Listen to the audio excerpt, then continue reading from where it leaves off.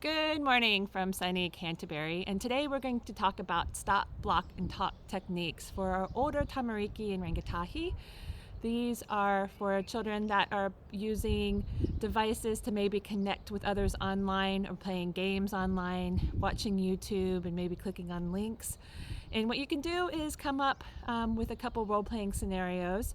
Find out how your children are using their devices online and do some role-playing scenarios with them. For example, my trusty sidekick here is going to help me out today with a couple of the role-playing examples. So let's say you're on YouTube and somebody tries to send you a Discord link and wants you to come to their new server. What do? You stop, you don't do anything, and then you go talk to a trusted adult so they can make sure it's safe. Yeah, so stop, block yourself before you actually go on to the Discord server and then talk to that trusted adult. And another example is also, it's very popular right now for our intermediate students, and even some of our primary students are on things like Snapchat and TikTok. So a lot of them might be in group chat scenarios, and I know this is actually especially relevant for my children at home. So let's say, for example, you're in a group of friend chat, and one of the members of your chat seems to sound like they're starting to get really angry or mad or saying some mean things to you guys in the group. What should you do? You should either talk to them face to face or just give them a big old phone call just to make sure they're all right. If they continue being mean, then you should talk to a trusted adult and also block them so they cannot say any more mean things to you. Yeah, so stop what you're doing. Don't engage with them, right?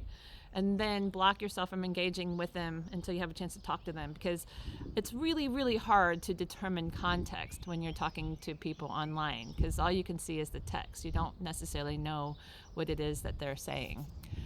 All right, good example. So how about if, let's say in the group chat, one of your friends invites somebody else in that you don't really know, and they're maybe sharing some photos that are inappropriate or saying some really mean things to some of the members of your group. What are some things that you could do? You should stop what you're doing, block yourself from that group chat where there's a bad person in there, and also talk to your parents about what happened in that group chat. Yeah, and then what else could you do if that person's really being mean? What are some of the techniques that you can use actually within the chat? What you can use is you can block people, Yeah. and you can also report them Yeah. for doing inappropriate or mean things. Yep.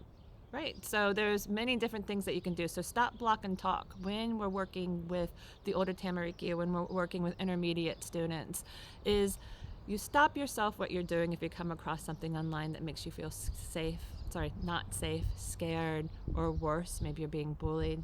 And then you block yourself from engaging. And part of that block might be also blocking the user. Make sure you take screenshots first and report the user, because sometimes after you block the user, you can't go back in and get the details. Pass that information on to the relevant parties if needed. If it's something that's really, really bad, you might have to report it to the principal or the police. So the more information that you have, the easier it is for them to handle it.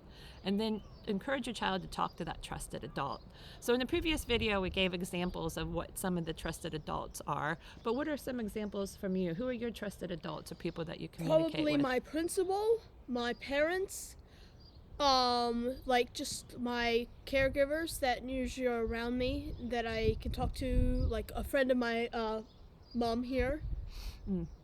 Yeah, those are really good examples. And some other families, it could be aunties, uncles, a trusted older sibling that might be over the age of 18. And they don't necessarily have to be adults, just somebody that you feel is responsible and that you trust. And maybe if you have a child that's online and you're not online or you're not engaging in any apps like TikTok or Snapchat, but you know your child is, maybe having a trusted adult be friends with them online and encouraging them to be one of the trusted adults that your children can talk to. All right, that's all for today. Thank you so much. Talk to you later.